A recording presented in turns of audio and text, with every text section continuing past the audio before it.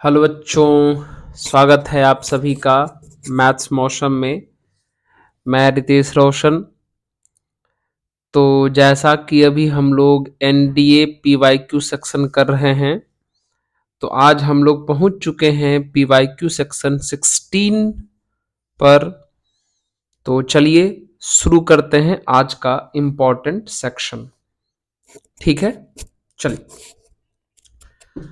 तो पढ़ा जाए। आपके स्क्रीन पर दिखने वाला ये सबसे पहला सवाल और बहुत ही खूबसूरत सा सवाल। ठीक है, चल उम्मीद है कि आप सभी लोग अच्छे ढंग से सारे पीवाईक्यू सेक्शन को समझ रहे होंगे, कंप्लीट भी कर रहे होंगे। चलिए, ये पहला सवाल है कि इफ दिस, यह एक वेक्टर है। यह वेक्टर, ये वेक्टर और ये तीन वेक्टर है are coplanar. Then what is the value of a plus B plus C minus A B C. अच्छा, हमारे पास तीन वेक्टर दिए हुए हैं और वो तीनों वेक्टर आपस में कोप्लेनर हैं। तो बच्चों, when vectors are coplanar, when vectors are coplanar, when vectors are coplanar, ये कॉन्सेप्ट हम लोग को पता होना चाहिए कि जब वेक्टर कोप्लेनर होता है तो डिटर्मिनांट जीरो होता है। क्या? डिटर्मिनांट जीरो होता है। डिटर्मिनांट में लिखते क्या है बच्चों? डिटर्मिनांट के फर्स्ट रो में फर्स्ट वेक्टर का कंपोनेंट लिखिए। तो फर्स्ट वेक्टर का कंपोनेंट A11 है। सेकेंड रो में सेकेंड का कंपोनेंट लिखिए, 1B1 है। और थर्ड रो में थर्ड का कंपोनेंट लिखिए, 11C है। बस अब इसको एक्सपेंड कर दीजिए। क्या याद रखने वाली बात है यहाँ पे? जब वेक्टर कोप्लेनर हो तो उसका डिटर्मिनांट जीरो होता है। और डिटर्मिनांट के फर्स्ट रो में फर्स्ट वेक्टर का कंपोनेंट, सेकेंड रो में सेकेंड वेक्टर का कंपोनेंट और थर्ड रो में थर्ड वेक्टर का कंपोनेंट। चलिए एक्सपेंड करिए। डिटर्मिनांट एक्सपेंड करने आता है, यहाँ प्लस माइनस प्लस लगा देते हैं। चलिए एक्सपेंड करें तो ए को प्लस से मल्टीप्लाई करेंगे, प्लस ए जिस रो में और जिस कॉलम में खत्म हो गया बच्चों, तो ये बी सी -1 बचेगा। ठीक है, -1। फिर ये 1 जिस रो में जिस कॉलम में है खत्म हो गया, जिस रो में जिस कॉलम में खत्म हो गया तो क्या बचेगा? C-1। सॉल्व करने के बाद डिटर्मिनांट आप लोगों को सॉल्व करने आता ही है, वही हम डिटर्मिनांट सॉल्व कर रहे हैं यहाँ से। फिर ये 1 जिस रो में जिस कॉलम में खत्म हो गया बच्चों, क्या बचा? 1 माइनस बी इक्वल टू 0। तो ये हमारा हुआ A B C minus A minus C plus 1। Okay, फिर +1 और माइनस बी इक्वल टू 0। तो चलिए, माइनस ए को आर एच एस में ले जाइए, प्लस ए। माइनस बी को आर एच एस में ले जाइए, प्लस बी। माइनस सी को आर एच एस में ले जाइए तो प्लस सी। और प्लस ए बी सी को आर एच एस में ले जाइए तो माइनस ए बी सी। तो एल एच एस में हमारे पास बच क्या गया? 112। यानी इस क्वेश्चन का सिंपल और साधारण सा आंसर हो गया a plus B plus C minus A B C बराबर 2। कितना आसान सा कॉन्सेप्ट है ना? डिटर्मिनेंट तो आपको सॉल्व करने आता ही है। हाँ सर, ये सब भी नहीं आएगा क्या? क्लियर हुआ क्या? क्लियर हुआ क्या? चलिए अगला सवाल। अगला सवाल आपके स्क्रीन पर ये। ठीक है, चलो एक और वेक्टर का सवाल है ना। क्या है ना कि जब हम पी वाई क्यू देखते हैं, आपके पास भी पी वाई क्यू होगा, पी वाई क्यू वाले जो बुक हैं प्रीवियस ईयर वाले। और जब हम देखते हैं तो हमको लगता है ना, मैक्सिमम जो है क्वेश्चंस के पैटर्न बहुत रिपीट करते हैं। तो उसमें से जो जो हमको अच्छा सवाल, कंसेप्ट वाला सवाल लगता है वो हम आपको हर एक सेक्शन में करवाते जा रहे हैं। और जब तक एग्जाम आने वाला है तब तक बहुत सेक्शन हम करवा भी देंगे, है ना। बहुत कुछ आप लोग सीख भी जाएंगे। ठीक है, चल क्या है हमारा सबसे पहला, कहता है इफ वेक्टर ए का वैल्यू दिया हुआ है, वेक्टर बी का वैल्यू दिया हुआ है एंड वेक्टर सी का वैल्यू दिया हुआ है। अच्छा, तीनों वेक्टर मालूम है। Are three vector such that a plus t into b is perpendicular to c. अच्छा, ये ए प्लस टी बी जो है वो सी के परपेंडिकुलर है। अच्छा ठीक है, तो एक काम करिए, ए प्लस टी इंटू बी वाला वेक्टर निकाल लीजिए। तो ए का वैल्यू आपके पास है 2y plus 2j plus 2k plus t into b का वैल्यू भी आपके पास है -i प्लस 2j और प्लस k। सही है, चलिए सॉल्व किया जाए। 2y plus 2j plus 2k, यहां अगर हम t से मल्टीप्लाई करें तो -ti हो जाना है, यहां प्लस 2tj हो जाएगा और यहां पर tk हो जाएगा। सही है, चलिए i और i को एक साथ करेंगे तो कॉमन करके 2 माइनस टी आई हो जाएगा बच्चों। j और j को एक साथ करेंगे तो कॉमन करके 2 और वहां से 2t हो जाएगा j, और k और k को एक साथ करेंगे तो 2 प्लस tk हो जाएगा। सही है, तो ये आ गया।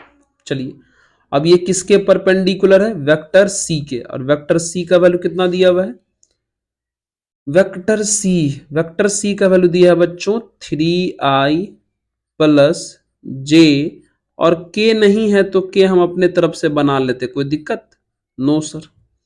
आइए अकॉर्डिंग टू क्वेश्चन, जब क्वेश्चन में a प्लस टी वाला vector, a plus t b वाला वेक्टर और c वाला वेक्टर परपेंडिकुलर है, तो हम लोग जानते हैं कि जब दो वेक्टर परपेंडिकुलर हों तो उन दोनों के डॉट प्रोडक्ट कितने होते हैं, 0 होते हैं। बस अब डॉट निकाल दीजिए। अब दो वेक्टर का डॉट प्रोडक्ट कैसे निकालते हैं, आई के कोफिशिएंट को आई के कोफिशिएंट, तो आई का कोफिशिएंट मल्टीप्लाई करो तो 6 माइनस 3t, जे के कोफिशिएंट को जे के कोफिशिएंट से, तो जे के कोफिशिएंट पहला सी में 1 है, उसमें 2 प्लस 2t है, मल्टीप्लाई करेंगे तो 2 प्लस 2t आ जाएगा। के कोफिशिएंट को के कोफिशिएंट से, यहाँ का के कोफिशिएंट 0 है और वहां का 2 प्लस टी है, तो मल्टीप्लाई करने में 0 आ जाएगा, इक्वल टू फाइनली 0 ही बचेगा। ये कितना कह सकते हैं, ये 8 माइनस टी इक्वल टू 0, यानी सिंपल है, यहां से t इक्वल टू कितना हो जाएगा बच्चों 8, है ना। एकदम सिंपल सा क्वेश्चन, अच्छा सा, बस नॉलेज थोड़ा सा कॉन्सेप्ट चाहिए, हो गया। ऑप्शन नंबर ए करेक्ट हो गया। सही है, चल ये क्वेश्चन भी हमारा कंप्लीट हो गया। बढ़े आगे, चल अगले सवाल पर। ये एक बहुत ही खूबसूरत सा क्वेश्चन बच्चों, 3D का क्वेश्चन है, इसको अच्छे ढंग से समझ लीजिएगा। ऐसा क्वेश्चन बहुत बार एग्जाम में आता है, बहुत ही ज्यादा। ठीक है, चलिए क्या भरोसा है इस बार भी एग्जाम में आ जाए। चलिए क्या लिखा हुआ है, if the centre of the sphere, अच्छा एक स्फेयर है, a x square plus b y square plus c z square -2x plus 4y plus 2z -3 equal to 0। इस स्फेयर का सेंटर यहां दिया है बच्चों, ठीक है। तो कहता है बताइए बी का वैल्यू कितना होगा। एक काम करते हैं, हम लोग भी सेंटर निकाल लेते हैं और गिवेन सेंटर को उसके इक्वल कर देते हैं, अपने आप वहां से बी निकल जाएगा। लेकिन सबसे बड़ी बात तो यही है कि स्फेयर का सेंटर निकलता कैसे है। तो जैसे सर्कल का सेंटर निकलता है बच्चों, आप कोऑर्डिनेट ज्योमेट्री में सर्कल में जैसे सेंटर निकालना सीखते हैं वैसे ही स्फेयर का सेंटर निकलता है। तो सेंटर निकालने से पहले हमें x का कोफिशिएंट, y का कोफिशिएंट और z का कोफिशिएंट 1 बनाना पड़ेगा। और 1 बनाने के लिए x का कोफिशिएंट, y का कोफिशिएंट और z का कोफिशिएंट 1 तो तभी बनेगा जब a equal b equal c तीनों हो। अगर तीनों इक्वल नहीं होगा आपस में तो कैसे बनेगा एक्स वाई जेड का कोफिशिएंट 1, है ना। क्योंकि स्फेयर होने के लिए या सर्कल होने के लिए एक्स स्क्वायर, वाई स्क्वायर और जेड स्क्वायर का कोफिशिएंट कितना होना चाहिए, सेम होना चाहिए। तो यहां पर हमें ये मान के चलना है कि ए बी सी सब क्या है, सेम है। तो एक काम करते, जब सब सेम है तो हम सबको बी में कन्वर्ट कर देते हैं। बी एक्स स्क्वायर, ये तो ऑलरेडी पहले से बी है, और ये बी जेड स्क्वायर। कुछ बच्चे सोच रहे होंगे सर बी में क्यों कन्वर्ट किए। बी में इसलिए कन्वर्ट किए ना क्योंकि हमें बी का वैल्यू ही फाइंड करना है। ठीक है, अब दोनों तरफ बी से डिवाइड कर दीजिए। तो x square plus y square plus z square b से डिवाइड कर रहे हैं, -2/bx प्लस 4/by अब plus 2/bz minus 3/b equal to 0। तो बच्चों सेंटर निकालने का फॉर्मूला होता है, ध्यान से सुनिएगा, सेंटर बराबर होता है -1/2 coefficient of x -1/2 coefficient of y -1/2 coefficient of z। ये होता है सेंटर निकालने का फॉर्मूला। लगा दीजिए, -1/2 x का कोफिशिएंट बच्चों -2/b है, कॉमा -1/2 y का कोफिशिएंट बच्चों 4/b है, कॉमा -1/2 z का कोफिशिएंट 2/b है। चलिए अगर इसे हम सॉल्व कर दें तो ये 1/b बचना है, ये -2/b होगा और ये -1/b होगा। अब इस सेंटर को क्वेश्चन में दिए गए गिवन सेंटर के इक्वल कर दीजिए। तो सेंटर कितना दिया है, 1/2 -1 -1/2, मतलब हम इसी को इक्वल कर देंगे किसके, 1/2 -1 और -1/2 हो गया। तो तीनों में से किसी को आपस में इक्वल कर लीजिए, तो किसी को भी आपस में इक्वल कर लीजिए। तो अगर हम पहला वाला को इक्वल कर लें तो 1/b इक्वल टू 1/2, तो सिंपल सी बात है, यहां से हमें b कितना दिखाई दे रहा है बच्चों, 2। b का वैल्यू हमें फाइंड करना था जो फाइंड हो गया। बोलिए समझ में आया क्या, सारी बातें समझ गए, कहाँ कहाँ क्या किए, कोई समस्या है तो बोलिए। नहीं ना, ए बी सी क्यों सेम बोले, क्योंकि कॉफिशिएंट सेम होना चाहिए इसलिए। ओके, चलिए अगले सवाल पर बढ़ते हैं। ये बी का वैल्यू 2 आया, ऑप्शन नंबर सी करेक्ट हो, सही है। चलिए अगला सवाल, चलिए अगला सवाल है ये भी 3D का ही क्वेश्चन है बच्चों। हमें कह रहा है कि what is the angle between the lines. अच्छा, लाइन के बीच का एंगल निकालना है। तो आप लोग को पता होगा 3D में लाइन के बीच का एंगल निकालने के लिए हमें डायरेक्शन रेशियो निकालना पड़ेगा। तो सबसे पहले आप दोनों ही लाइन का डायरेक्शन रेशियो निकालिए, ठीक है। तो सबसे पहले डायरेक्शन रेशियो निकालने के लिए आपको पता होना चाहिए कि इक्वेशन ऑफ लाइन 3D में वो इस टाइप का होता है, x माइनस x1/a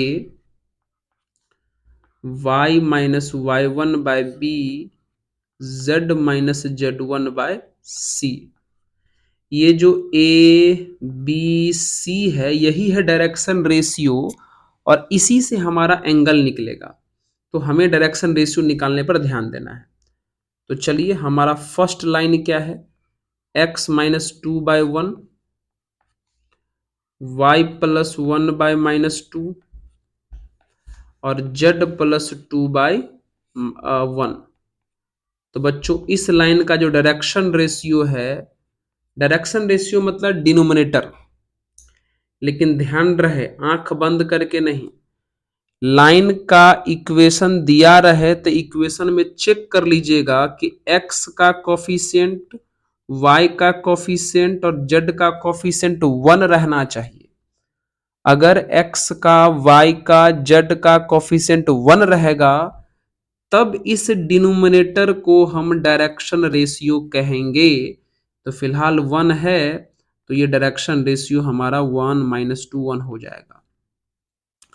लेकिन आप सेकेंड लाइन को थोड़ा गौर से देखें तो x - 1/1 है, 2y + 3/3 है और z + 5/2 है।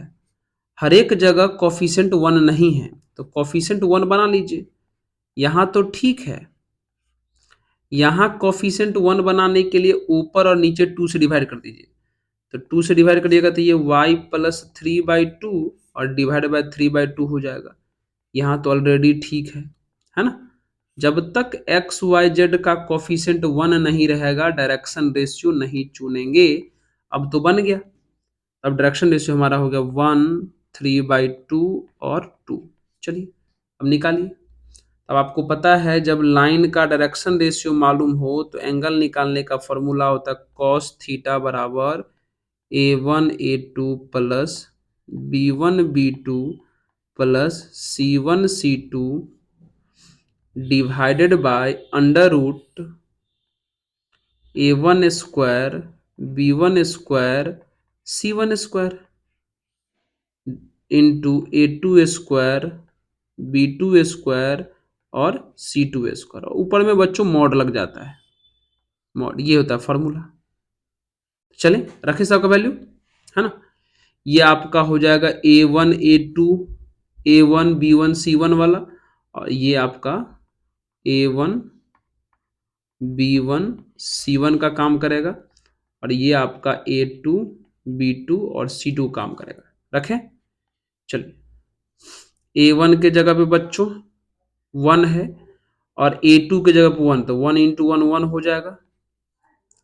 b1 - 2 और b2 3/2 मल्टीप्लाई करेंगे दोनों को तो -3 हो जाएगा। चलिए c1 1 और c2 2 मल्टीप्लाई करेंगे तो 2 हो जाएगा। अच्छा यहाँ गौर से देखिए नीचे वाला का तो वैल्यू रखने का जरूरत भी नहीं है बच्चों। कहोगे क्या है सर, क्योंकि नीचे वाला रख के क्या करें, क्योंकि ऊपर वाला तो 0 हो गया है। नहीं 0 आता तब नीचे वाले को भी सॉल्व करते इतना लंबा चौड़ा। ऊपर वाला तो 0 आ गया है, इसका मतलब cos थीटा हो गया 0। साफ बात है। तो जब cos थीटा हो गया 0 तो सिंपल सी बात है बच्चों, थीटा यानी हो जाएगा π/2 यानी 90 डिग्री। यानी इन दोनों लाइन के बीच का एंगल कितना के बराबर हो गया, π/2 के इक्वल हो गया। करेक्ट है। ऊपर वाला 0 नहीं होता तो नीचे में भी रख के सब वैल्यू सॉल्व करते। करेक्ट है क्या। चलिए आइए कैसे कॉन्सेप्ट लगाएं, समझ गए ना सब लोग। हाँ सर समझ गए। तो आइए तो अगले सवाल में बढ़ते हैं। π/2 हो गया, ऑप्शन नंबर ए करेक्ट हो गया। चलिए डायरेक्शन रेशियो कैसे निकालते इस पे ध्यान दीजिएगा। एक्स वाई जेड का कोफिशिएंट जब तक 1 नहीं रहेगा डायरेक्शन रेशियो नहीं निकालेंगे। करेक्ट है। चलिए बढ़े अगला सवाल। चलिए फिर से एक छोटा सा बार बार ऐड कर देते हैं, है ना। एक छोटा सा ऐड है जो सिर्फ ऑनलाइन है। ये एक ऐसा ऐड है जिसमें वो बच्चे शामिल हो सकते हैं जिनको ऑनलाइन डॉट्स क्लियरिंग क्लास चाहिए, उस टाइप के बच्चे, या ऑनलाइन ट्यूशन टाइप का क्लास करना चाहते हैं पूरे मैथ्स का, तो वो क्लास इसमें आप जुड़ सकते हैं। ये सारे कॉन्टेक्ट नंबर सारे दिए हुए हैं इसमें। चलिए हो गया सर, ज़्यादा प्रचार मत करो, सॉरी। चलिए आइए अगले क्वेश्चन बढ़ते हैं। ये रहा हमारा अगला सवाल। क्या है बच्चों,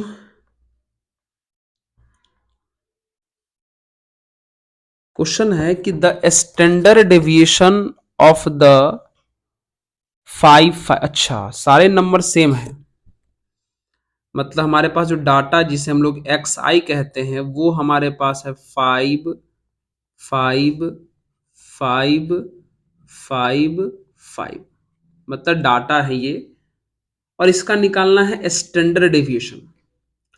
तो बच्चों स्टैंडर्ड डेविएशन का जो फॉर्मूला होता है, स्टैंडर्ड डेविएशन का जो फॉर्मूला होता है वो होता है एक्स आई माइनस एक्स बार का होल स्क्वायर का सम upon total number of data.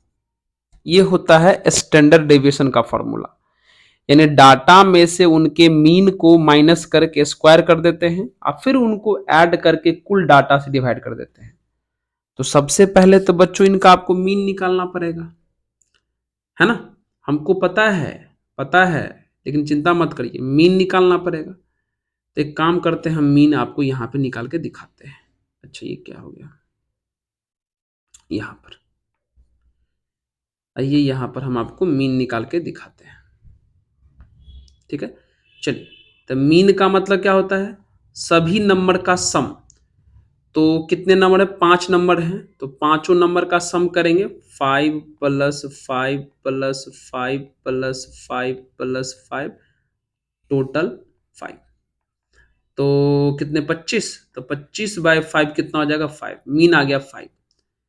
तो अब हमें क्या करना पड़ेगा, एक्स आई माइनस एक्स बार का करना है होल स्क्वायर। तो आप गौर से देखिए तो मीन हमारा 5 और डाटा भी हमारा 5 है, तो डाटा में से मीन माइनस करेंगे तो 0, 0 का स्क्वायर 0, 0, ये सब 0 हो जाएगा कि नहीं हो जाएगा। तो साफ बात है कि स्टैंडर्ड डेविएशन का वैल्यू भी कितना आ जाएगा, 0 आ जाएगा, है ना। तो हम आपको फॉर्मूला भी बता दिए हैं और रूल भी बता दिए, और ध्यान रखिएगा अगर डाटा इक्वल है आपस में तो स्टैंडर्ड डेविएशन 0 होगा। याद रख लीजिए कि अगर डाटा इक्वल रहा तो स्टैंडर्ड डेविएशन कितना होगा, 0 होगा, याद रखिएगा। याद हो गया। चल बढ़े अगले सवाल पर, आइए अगले सवाल बढ़ते हैं। ये हाँ, यह एक क्वेश्चन है बहुत ही सुंदर सा, अरिथमेटिक मीन निकालने के लिए कहा गया है, करें फाइंड। चलिए क्या है क्वेश्चन में थोड़ा देख लीजिए तो। अच्छा ये 1+1, 8+2, 27+3, 64+4 डॉट डॉट, अच्छा n टर्म्स तक गया हुआ है, ठीक है। इसका कहा गया है कि अरिथमेटिक मीन यानी मीन फाइंड करिए, मीन। ओके, तो चलिए अरिथमेटिक मीन का मतलब क्या हुआ, सभी डाटा को ऐड करेंगे, कुल जितने डाटा हैं उससे हम लोग डिवाइड करेंगे। तो हमको तो पता है ये सब कितने हैं, टोटल n टाइम्स हैं, n है ना, ठीक है। एक काम करते हैं ना, इसको थोड़ा ना अलग अलग बनाते हैं, क्या, ठीक है। ये जो सेट है बच्चों, ये 1+n, 8+2, 27+3, 64+4, ये टोटल n टाइम्स दिया हुआ है। तो एक काम कर लेते हैं कि इसमें थोड़ा गौर से देखिएगा, तो हर एक ब्रैकेट में से 1+8+27+64 इसको अलग कर लेते हैं, 2n टर्म्स तक अलग कर लेते हैं, इसको अलग कर लिए, प्लस, और हर एक बॉक्स में देखिए सेकंड नंबर जो 1+2+3+4 डॉट डॉट, ये भी कहां तक है, 2n टर्म्स, इसको भी अलग कर लेते हैं। मतलब हर एक ब्रैकेट में फर्स्ट नंबर को अलग लिख दिए, सेकंड नंबर को अलग लिख दिए, है ना। तो कितने हो गए कुल, कितने नंबर हो गए टोटल, कितने, इन सभी के मीन निकालने हैं, तो कुल कितने नंबर हो गए बच्चों, थोड़ा गौर से देखिए तो। इसमें n नंबर है और उसमें भी n नंबर है, तो कुल कितने नंबर हो गए, 2n नंबर हो गए, है ना। कुल कितने नंबर हो गए, 2n नंबर हो गए, और इन सभी नंबर का हमें क्या निकालना है, मीन निकालना है। सही है, कोई दिक्कत तो नहीं है। चलिए आइए आप गौर से देखिए, ये पहला जो है ये 1 का क्यूब, 2 का क्यूब, 3 का क्यूब, डॉट डॉट इस तरीके से n का क्यूब तक जाने वाला है, ये पहला बॉक्स। दूसरा box simple 1 plus 2 plus 3 plus dot dot n तक जाने वाला है। नीचे में टोटल कितने टर्म है, 2n टर्म हो जाएंगे ना, n टर्म इसमें है और n टर्म उसमें है, तो 2n टर्म हो गए। और आपको पता है कि ये सीक्वेंस एंड सीरीज में आप लोग पढ़ते होंगे कि 1 cube plus 2 cube plus 3 cube plus dot dot n cube का जो फॉर्मूला होता है वो n into n plus 1 by 2 का होल स्क्वायर होता है। सही बात है सर। और ये 1 plus 2 plus 3 plus dot dot n simple वाले का सिंपल n प्लस 1 बाई 2 होता है। और नीचे में हमारा कितना है, 2n है। बस सॉल्व हो गया। सॉल्व करना है तो n into n plus 1 by 2 common कर लीजिए।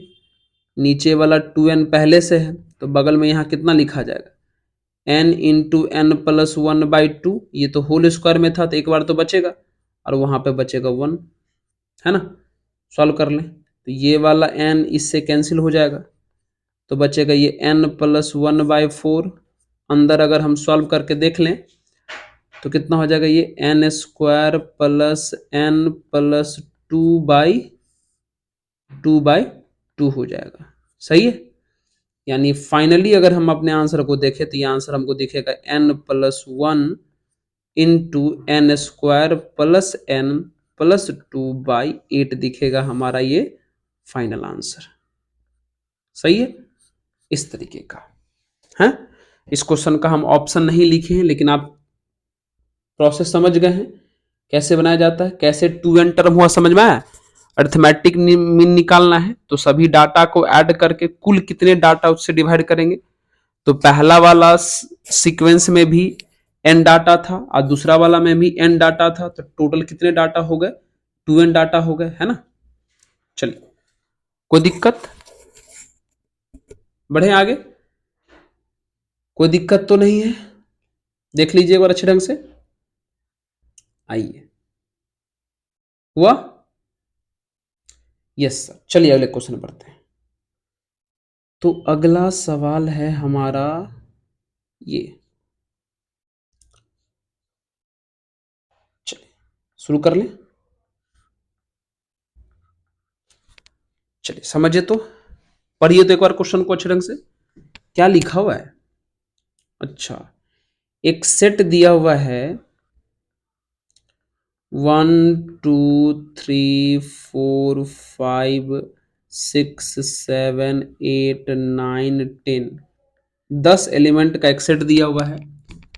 Then the number of subsets of A containing exactly 2 element. अच्छा, ए का वैसा सबसेट लिखना है जिसमें 2 एलिमेंट हों।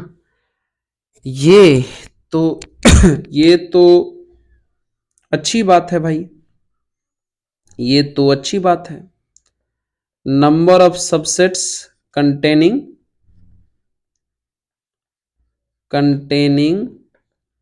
Exactly 2 element. थोड़ा सोचिए तो, थोड़ा सोचिए जल्दी से कि कैसे होगा, कैसे होगा। हमको लगता है कि अगर एलिमेंट 1 से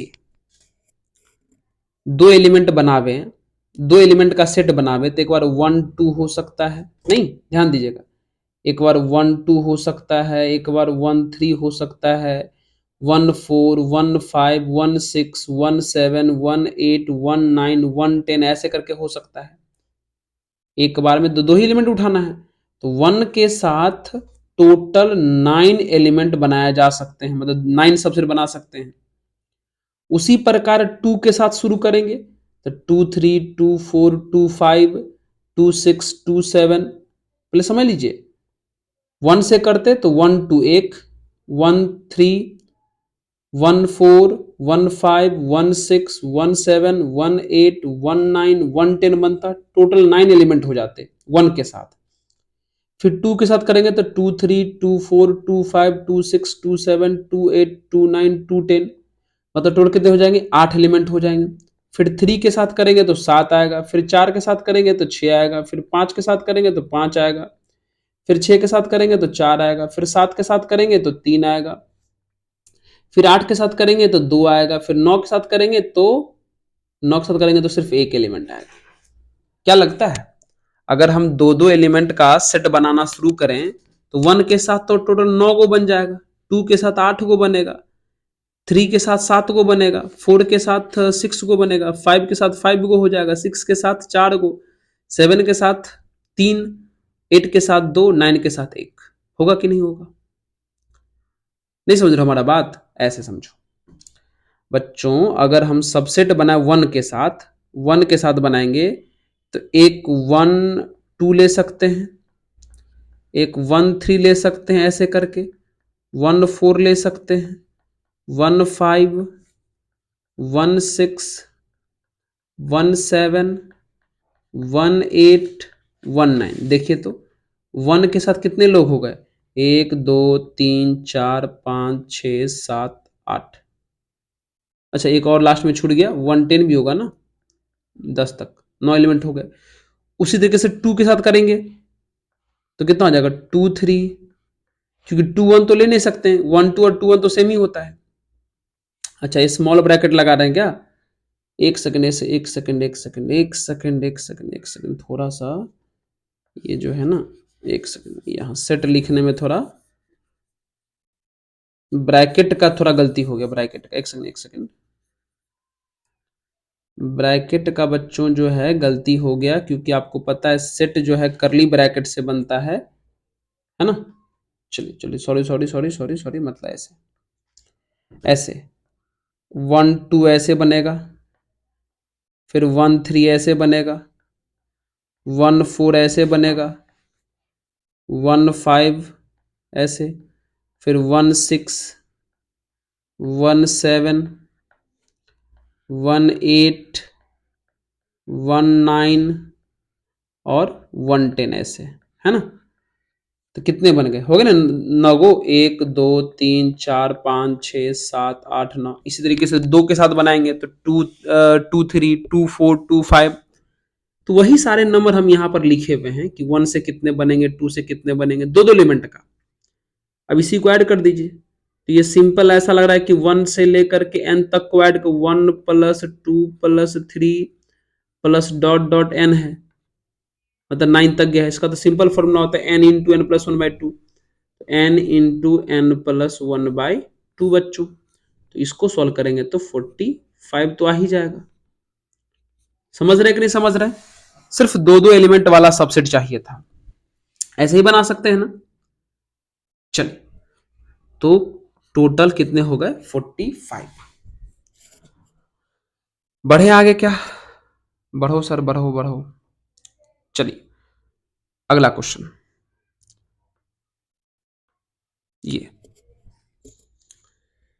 ये आपके स्क्रीन पर दिखने वाला ये अगला क्वेश्चन क्या है समझते हैं। क्या कह रहा है कि in a school 50% students play cricket. अच्छा परसेंट में बात कर रहा है, तो एक काम करिए कि आप यह मान लीजिए कि टोटल उस स्कूल में स्टूडेंट कितने हैं, 100 हैं। मतलब number of element in universal set मान लीजिए 100 है, ठीक है। क्रिकेट प्ले करने वाला मतलब नंबर ऑफ सी से क्रिकेट समझिएगा, 50 स्टूडेंट है ऐसा मान लीजिए। 40% प्ले फुटबॉल मतलब नंबर ऑफ फुटबॉल कितने हैं, 40 हैं। If 10% of students play both the game, और 10% दोनों खेलता है, यानी number of cricket intersection football दोनों खेलने वाला 10 लोग हैं। Then what percent of students play neither cricket nor football. अच्छा तब आपसे कह रहा है कि कितना स्टूडेंट है जो ना तो क्रिकेट खेलता है और ना ही फुटबॉल खेलता है, मतलब सी का कॉम्प्लीमेंट इंटरसेक्शन एफ का कॉम्प्लीमेंट बताना है। ये वाला कितना होगा। शुरू करें। आइए, ये तो वेन डायग्राम का बहुत ही अच्छा सा क्वेश्चन हो गया। शुरू करें ना, तो चलिए देखिए वेन डायग्राम बनाते हैं। चलिए, दो हमारे पास सेट हैं, फुटबॉल वाले और क्रिकेट वाले। चलो इसको क्रिकेट बोल देते हैं, इसको फुटबॉल बोल देते हैं। ठीक है, शुरू करें। पहले वेन डायग्राम के अनुसार हर एक पार्ट को, इसको x मान लेते हैं, इसको y मान लेते हैं, इसको z मान लेते हैं, इस बाहर वाले को p मान लेते हैं, है ना। तो देखिए सबसे पहला है कि नंबर ऑफ यूनिवर्सल सेट 100 है। यूनिवर्सल सेट का मतलब हुआ सब, यानी x plus y plus z plus p सब मिला के दिया हुआ है। फिर नंबर ऑफ क्रिकेट वाले 50 हैं। तो क्रिकेट में कौन कौन आते हैं, x प्लस वाई, तो x प्लस वाई 50 हो गए। तो नंबर ऑफ फुटबॉल 40 हैं। तो फुटबॉल में कौन कौन आते हैं, y प्लस जेड आते हैं। फिर number of cricket intersection football, cricket intersection football मतलब क्रिकेट और फुटबॉल दोनों खेलने वाला यानी y है, यानी y का वैल्यू 10 आ गया। सोच लीजिए y 10 आ गया, तो यहां पर y 10 रखेंगे तो z 30 हो जाएगा, और y 10 आ गया तो यहाँ x कितना हो जाएगा, 40 हो जाएगा। सही है। अब इस जगह पे सोचिए, अगर x 40 है, y 10 है, और z बच्चों कितना है, 30 है। अब प्लस p, तो बताइए तो इसको सॉल्व करने पर p कितना हो जाएगा, 40 10 50 30 80, उधर जाएगा माइनस में, तो p का वैल्यू कितना आ जाएगा, 20। बताइए सब निकल गया क्या, कितना इजी चीज होता है, निकल गया। हमें निकालना क्या था, हमें फाइंड करना था number of cricket intersection football का कॉम्प्लीमेंट दोनों का। तो बताइए क्रिकेट में कौन कौन आता है, क्रिकेट में है एक्स और वाई, कॉम्प्लीमेंट का मतलब हुआ एक्स और वाई को छोड़ देंगे तो बचेगा पी और जेड। फुटबॉल में कौन कौन आता है, वाई और जेड, कॉम्प्लीमेंट का मतलब वाई और जेड को छोड़ देंगे तो बचेगा पी और एक्स, है ना। अब दोनों को करवाइए कॉमन, तो दोनों को कॉमन कराएंगे तो बचेगा पी, और पी का वैल्यू कितना आ गया, 20, यानी 20% स्टूडेंट ऐसा है जो कोई भी गेम नहीं खेलता है। समझ में आया, ऐसे। ये वेन डायग्राम का एक बढ़िया सा एप्लीकेशन, समझ रहे हो क्या, कैसे कैसे बनाएं। चलिए, तो ये हमारा हुआ सी नंबर करेक्ट आंसर। देख लीजिए एक बार, सारा कैलकुलेशन सिंपल सा था, कोई दिक्कत नो सर। आइए आगे बढ़ते हैं। तो आइए अगले सवाल की तरफ। ये तो आपके स्क्रीन पर ये रहा अगला सवाल, रीड करिए बच्चों। क्या है, कहता if the equation x square plus k x plus 1 equal to 0 has roots alpha and beta, इसका एक रूट अल्फा एक रूट बीटा है। तो कह रहा है कि alpha plus beta into alpha inverse plus beta inverse का वैल्यू बताइए कितना होगा। ठीक है, निकलेगा। तो एक काम करिए, सबसे पहले आप अल्फा प्लस बीटा, जो फॉर्मूला कितना होता है, minus b by a, solve करिएगा तो ये माइनस के बाई 1 यानी माइनस के हो जाएगा। फिर alpha into beta, c by a होता है, सॉल्व करिएगा तो ये 1/1 यानी कितना आ जाएगा, 1। क्या फाइंड करना है बच्चों, हमको फाइंड करना है alpha plus beta into alpha का पावर -1 मतलब 1/अल्फा बोल सकते हैं, है ना। यहाँ यहाँ यहाँ गौर से देखिए यहाँ पर, ठीक है। चलिए, अब बीटा के पावर -1 को 1/बीटा बोल सकते हैं, ठीक है। चलिए सॉल्व करिए, ये अल्फा प्लस बीटा, इस बाहर वाले का एलसीएम लीजिएगा बगल वाले का, तो अल्फा इंटू बीटा, ऊपर बचेगा कितना, अल्फा प्लस बीटा। ओके, तो क्या हो जाएगा, ये ऊपर हो जाएगा ये अल्फा प्लस बीटा का होल स्क्वायर, और नीचे हमारा कितना हो जाएगा अल्फा इंटू बीटा। तो बताइए अल्फा प्लस बीटा का जो वैल्यू है यहाँ से कितना आया है बच्चों, माइनस में के, तो ये हो जाएगा माइनस के का होल स्क्वायर। और अल्फा इंटू बीटा कितना आया है, अल्फा इंटू बीटा यहाँ देखिए 1 आया है। तो फाइनली ये कितना बचेगा हमारा के स्क्वायर। ये तो बहुत ही अच्छा सा एप्लीकेशन क्वेश्चन था। ऐसा क्वेश्चन एग्जाम में हर एक साल रहता है पॉलिटिक्स से। ठीक है, चलिए हो गया क्लियर। तो ये हमारा a square, option number a correct हो गया, के स्क्वायर। समझ रहे हो, क्लियर है। चल आइए अगले सवाल पर बढ़ते हैं। अगला सवाल है ये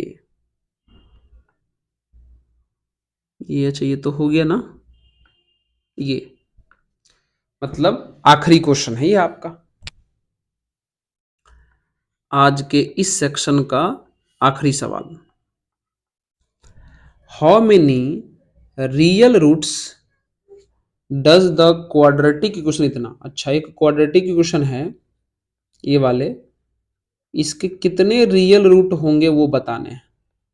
ठीक है, चलिए आइए बच्चों बताइए, तो एक्स स्क्वायर को मॉड एक्स का स्क्वायर तो लिख ही सकते हैं। ये बगल में 3 इंटू मॉड एक्स है, बगल में 2 भी है।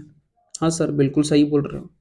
एक काम करते हैं, इस मॉड वाली चीजों को ना, यह एक ऐसा क्वेश्चन है जो एग्जाम में, छोटा एग्जाम हो बड़ा एग्जाम हो, इस टाइप का क्वेश्चन रहता ही रहता है। ठीक है, मतलब चलिए, तो मॉड एक्स को हम कुछ मान लेते वाई।